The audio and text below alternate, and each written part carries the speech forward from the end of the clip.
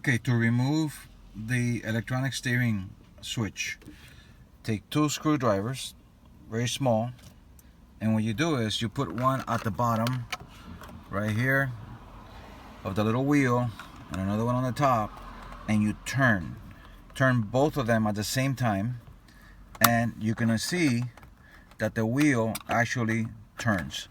See how it turns?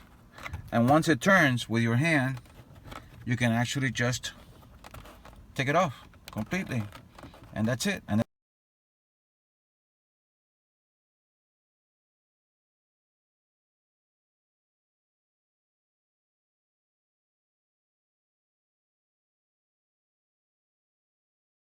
then to put it back on, you do exactly the same thing.